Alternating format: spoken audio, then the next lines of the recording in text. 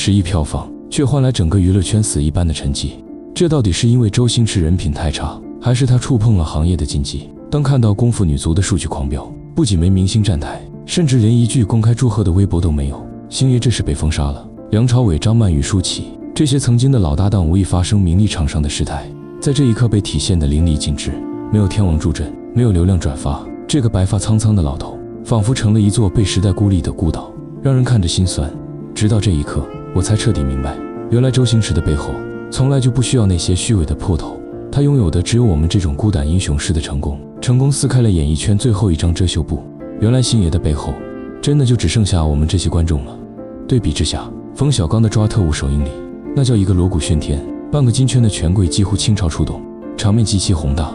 看着那些大佬们勾肩搭背推杯换盏，你以为是在看电影首映，其实是在看一场顶级的人脉资源博览会，碰到的面子比天大。每一声贺喜的背后都是人情往来的加码。在这场资本游戏里，作品成了配角，胡歌、雷佳音双男主坐镇，筹备近30年，耗资3亿公关，这配置简直是奔着影视第一去的。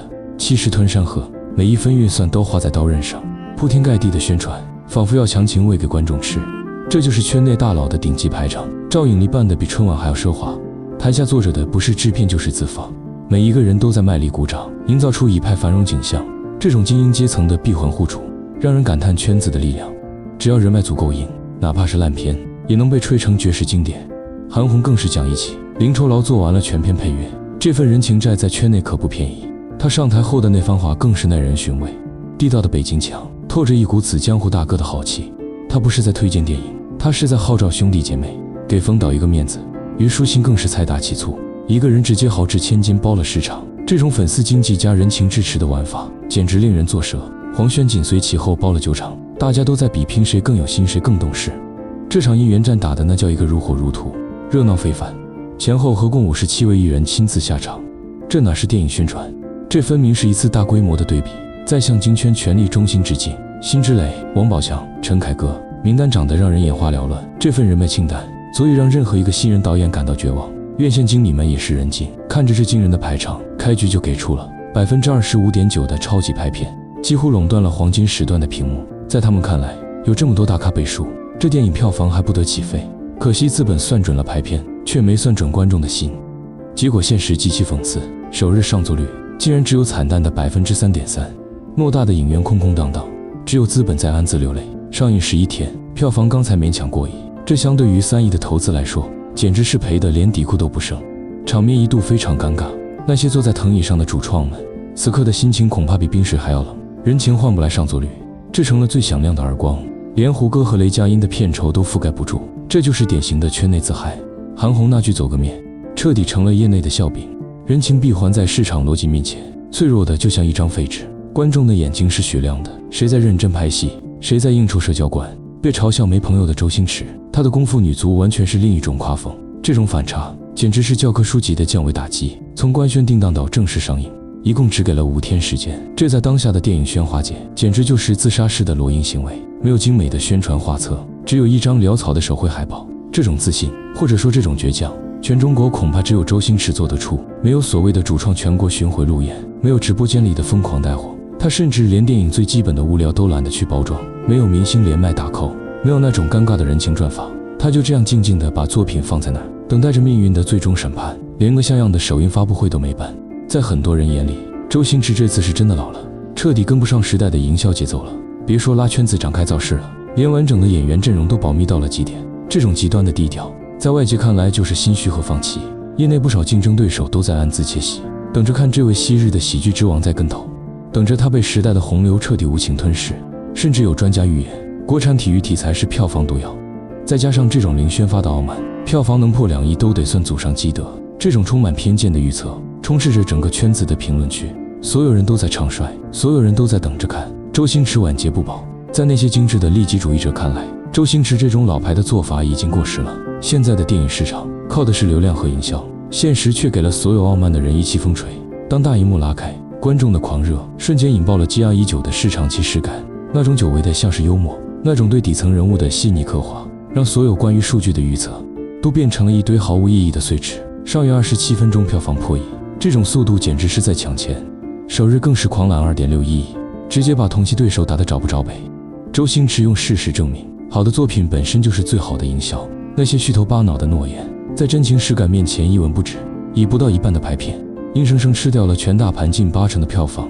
这种恐怖的控制力，让院线经理们看直了眼睛。这就是降维打击。当别人还在研究怎么骗观众进影院时，周星驰已经在考虑怎么让观众在影院里笑出眼泪。4天破7亿，稳步迈过8亿大关，总票房预测直奔18亿而去。这个数字让那些所谓的金群大佬们沉默了。一个没朋友的人，赢了那一群爱交际的人。这种反差带来的不仅是票房，更是对娱乐圈秩序的重新审视。更打脸的是，连央视都亲自下场点赞，称赞影片中传递出的不屈体育精神。这可是最高规格的认可与加持，比起那些明星的尴尬吹捧，官媒的盖棺定论才更具分量。他告诉所有人，什么是真正的文化影响力。可即便如此，圈内明星依旧集体晋升，那种由于立场和利益导致的陈猛，在繁华的票房数据下显得格外刺眼。愿意私下包场的艺人寥寥无几，这种由于站队错了而产生的尴尬，让整个演艺圈的人情味消失殆尽，连抓特务那边明星阵容的零头都凑不上。这种极端的对比，再次揭露了娱乐圈拉帮结派的丑陋现状。很多人说周星驰人缘差，混了一辈子，连个真心帮宣传的朋友都没有。殊不知是他根本不屑于经营这些虚伪，他把所有的心思都给了镜头，把所有的情感都留给了角色。这样的天才，注定是无法与世俗握手言和的。在他的世界里，电影高于一切，人情世故不过是创作的干扰项。这种极致的纯粹，往往被平庸者视为异类。当你了解了他和向家那段纠缠几10年的陈年恩怨，你就能理解为什么他在那个圈子里会如此不受待见。90年代的永盛影业，那是港圈实打实的巨无霸，而周星驰则是他们手中最挣钱，但也最不听话的摇钱树。那时候的他，一个人扛起了香港票房的半壁江山。可即便如此，他在那些大佬眼中依然只是个打工仔。赌圣逃学威龙每一部都破纪录，可他的片酬却被死死压在70万，这简直是对才华的公开掠夺。没有票房分成，只有微薄的死工资。他在创造奇迹，而别人在数钱。这种极度的不公平，种下了日后决裂的种子。多次提出涨薪却被无情拒绝，连最基本的创作自由都受到层层限制。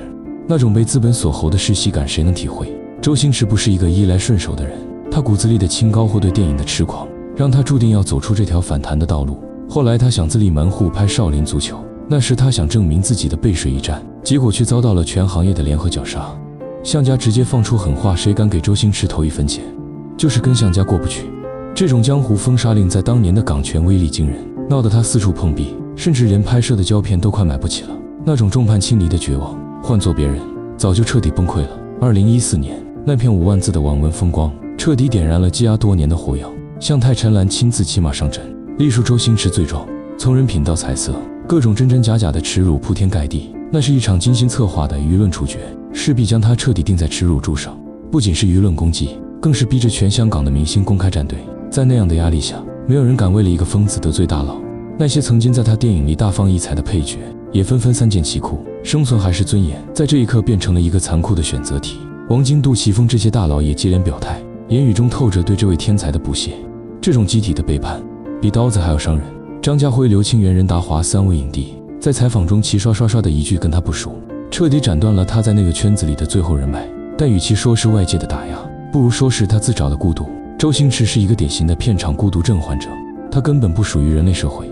在他眼中，除了电影，世间万物皆是虚妄。他不会送礼，不会寒暄，更不会为了资源去卑躬屈膝的应酬。他对人情往来几乎一窍不通，甚至觉得那是对生命的浪费。他的脑细胞全被用来思考那个表情该怎么演。别人拍完呼都在包厢里推杯换盏，他却一个人躲在剪辑室，对着同一个镜头能从深夜看到黎明。他这种对完美的病态追求，得罪了所有想混饭吃的人。在他的片场，没有明星，只有道具。这种不近人情的专业主义，让他成了大家口中那个难以相处的魔鬼。别人出席颁奖礼都在社交，他坐在那却像个透明人，满脑子可能都是下一个分镜该怎么画。这种走神是骨子里的。他不是不懂规则，是他根本不想把生命浪费在这些虚伪的社交上。他的孤独是对艺术最高的致敬。很多人劝他圆滑一点，劝他多交点朋友，但他却用一生的沉默告诉世人，天才不需要成群结队，弱者才需要取暖。他那双看透世事的眼睛早已洞察了名利场的真相，所以他宁愿坐在角落里发呆，也不愿去中心跳舞。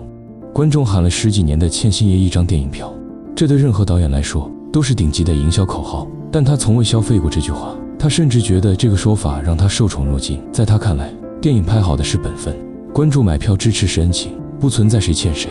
在这次功夫女足的路演现场，他拿着麦克风，语气却极其谦卑。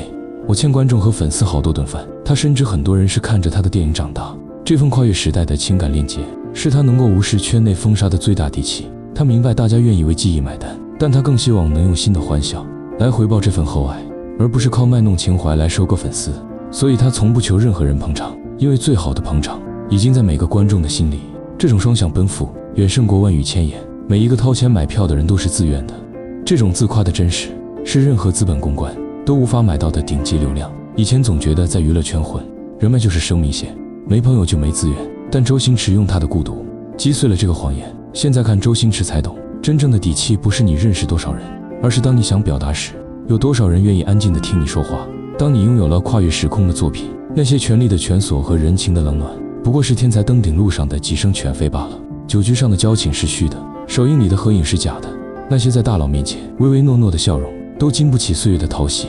唯有观众手里那张实打实的电影票，才是对一个创作者最尊严、最硬核、最无法作假的认可。他独行了半辈子，看似孤身一人，其实他身后站着的是我们每一个人。他是我们共同的童年和青春。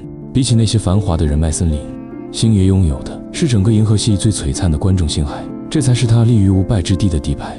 在这个名利至上的时代，周星驰的存在就像一束冷光，照亮了一束最本真的样子，孤独却无比耀眼。不论您是正顶住烈日在东八区通勤，还是在北美、欧洲的深夜，欢迎您在评论区留言。感谢您的订阅，谢谢支持。